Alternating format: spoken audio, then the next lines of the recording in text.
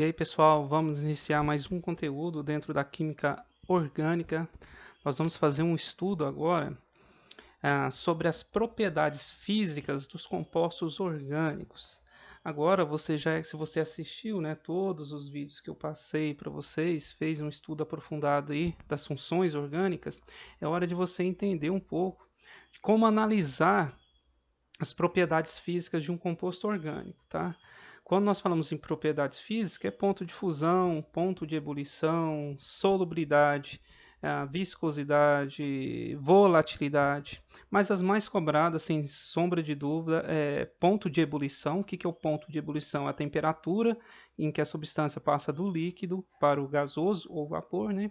E a solubilidade é a capacidade de uma substância, né, se dissolver em outra substância. Essas são as propriedades físicas mais cobradas aí Enem e nos vestibulares, tá? Então nós vamos fazer um estudo geral das propriedades físicas dos compostos orgânicos. Essa é a nossa primeira videoaula sobre esse assunto. Então, as propriedades físicas dos compostos orgânicos. Para analisar as propriedades físicas, as que nós vamos analisar é ponto de fusão, ponto de ebulição e solubilidade. Primeiramente, nós precisamos relembrar sobre polaridade e forças intermoleculares. Nessa videoaula aqui eu vou relembrar a vocês sobre polaridade, tá? Então, polaridade. A polaridade de uma molécula se refere a concentrações de cargas, que são as nuvens eletrônicas, ou seja, os elétrons dispersos ao redor do núcleo, em volta de uma molécula, tá?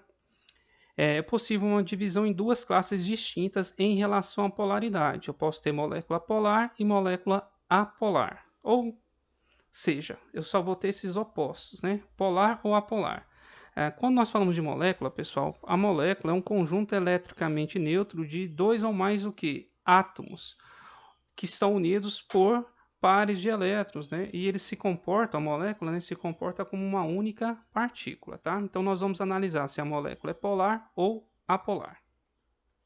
Então a molécula polar, por definição, né, a soma vetorial dos vetores de polarização é diferente de zero. Agora eu mostro o que são esses vetores. Então, moléculas polares possuem maior concentração de carga negativa numa parte da nuvem e maior concentração positiva no outro extremo. Então, vou ter uma nuvem eletrônica. O que é essa nuvem eletrônica? É a dispersão dos elétrons e ela vai estar mais concentrada em uma parte e menos concentrada em outra. Como que isso é representado? Então, se você olhar aqui, ó, parece um balão, né? Esse balão aqui representa a densidade eletrônica, é essa chamada nuvem eletrônica, tá? Onde ela está mais espessa, aqui onde ela está maior, eu tenho uma maior concentração de cargas negativas. Os elétrons estão mais próximos aqui do flúor do que do lítio. Então aqui eu tenho menos cargas negativas. Então, isso é uma molécula polar. Ela vai ter uma região mais negativa e essa região que está com, vamos chamar assim, com deficiência de elétrons, ela fica mais positiva, tá? A molécula apolar, a soma vetorial dos vetores da polarização é nula, ou seja, é igual a zero. O que quer dizer isso? A dispersão dos elétrons na nuvem eletrônica ela vai se dar de forma praticamente igual, homogênea. Então, o desenho de uma nuvem eletrônica de uma molécula polar, percebam que ela não tem aqui uma região de maior densidade e uma região de menor densidade, como essa aqui, ó. Então, a dispersão dos elétrons aqui é quase que uniforme. Por isso que a molécula é apolar. Isso através da definição, tá? Nas moléculas apolares, a carga eletrônica está uniformemente distribuída, ou seja, não há concentração, que foi o que eu acabei de citar, né? Então, ó, toda ligação de dois átomos diferentes resulta em uma polarização. Então, se eu tenho um átomo A ligado com o átomo B, eu vou ter uma polarização, ou seja, eu vou ter uma região negativa e uma região positiva, tá? Já que esses átomos eles possuirão eletronegatividade diferente. O que é eletronegatividade? É a força de atração que um átomo exerce sobre os elétrons de uma ligação. Então, aqui hidrogênio e cloro. Os elétrons vão estar mais concentrados ao redor do cloro do que do hidrogênio, porque o cloro é mais eletronegativo.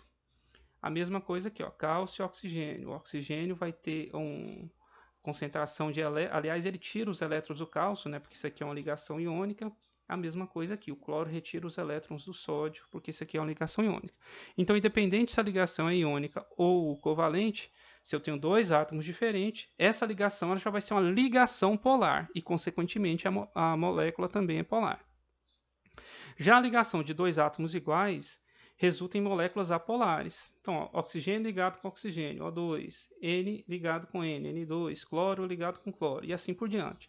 Se os átomos são iguais, as moléculas são apolares, tá? A distribuição dos elétrons vai ser uniforme por toda a molécula, tá? A polaridade de uma molécula ela pode ser determinada pelo vetor momento resultante, ou através da determinação do número de nuvens ao redor do átomo central. Então, tem dois métodos. O método 1, que é através do vetor, e o método 2. Eu vou explicar os dois aqui, tá? Na prática, nós vamos usar mais o método 2 para determinar a polaridade, mas eu vou exemplificar aqui o método 1, que é através dos vetores. Então, o vetor momento resultante ele tem que ser diferente de zero para a molécula ser polar, que é o caso da água aqui, ó. Para isso, você tem que lembrar um pouco lá de geometria molecular, que é um conteúdo que se estuda geralmente no primeiro ano. O átomo central aqui é o oxigênio. Em volta dele eu tenho dois átomos de hidrogênio. Tem uma geometria mais ou menos angular aqui. Quem que é mais eletronegativo aqui? O oxigênio ou o hidrogênio? O oxigênio, né?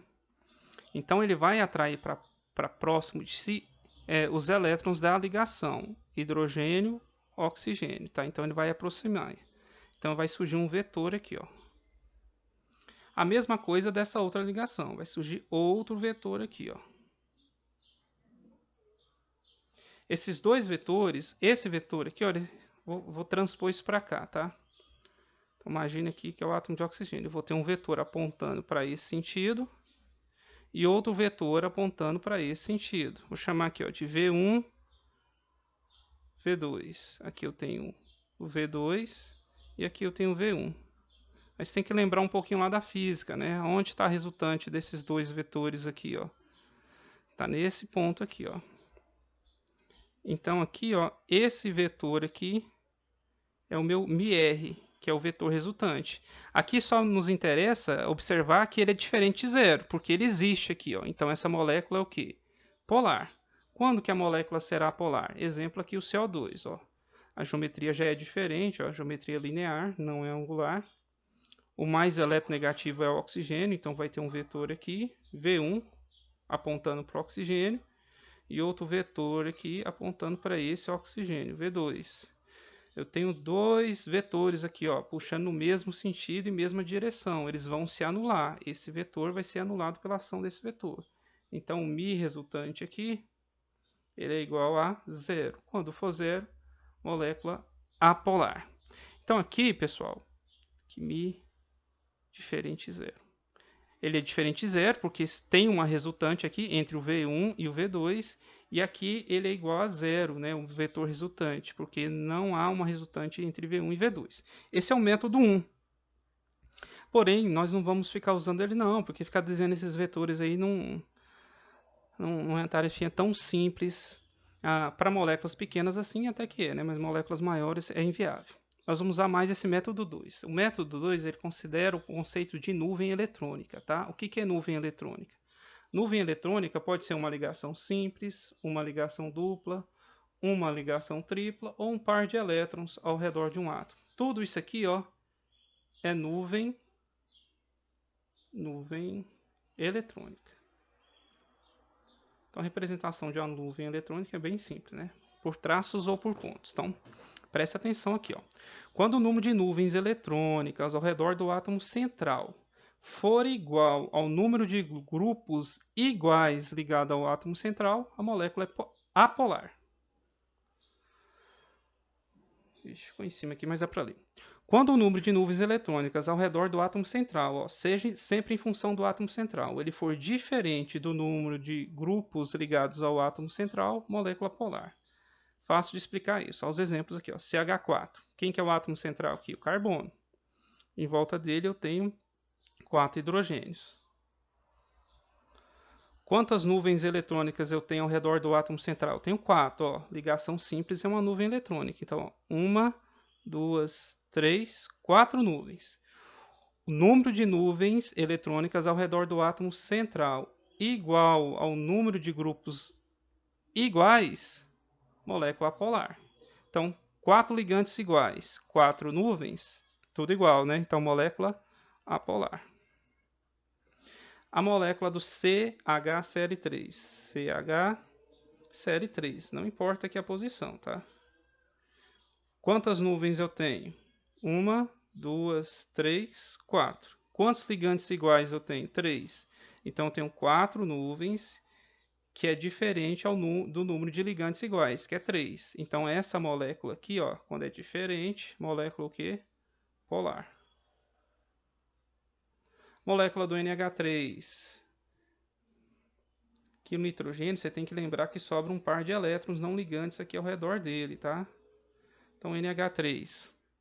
Quantas nuvens? 1, 2, 3, 4 nuvens ao redor do átomo central. Então, 4 nuvens, diferente do número de ligantes iguais. Quantos ligantes? 3, 3 hidrogênios. Então, essa molécula aqui é polar. Tranquilo? Lá na molécula de água, que nós acabamos de fazer, H2O. Ela é polar mesmo, né? Olha aqui, ó. Tem 2 ligantes, só que no oxigênio sobram 2 pares de elétrons não ligantes aqui, ó. Então, eu tenho 4 nuvens, diferente do número de ligantes iguais aqui. Então, a molécula também o quê? Polar. No CO2, quantas nuvens eu tenho? Tenho 2, ó. Uma ligação dupla é uma nuvem, outra ligação dupla é outra nuvem. Então, tenho 2 nuvens igual, né, a 2 ligantes. Então, molécula apolar. Então, aqui nessa videoaula, vou encerrá-la por aqui.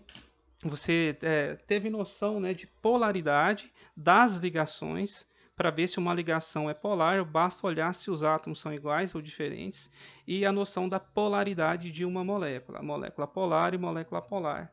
Eu mostrei 2 métodos. É claro que é bom você assistir essa aula de novo, o passo a passo aí, para determinar a polaridade de uma molécula. Vou encerrar por aqui, até mais.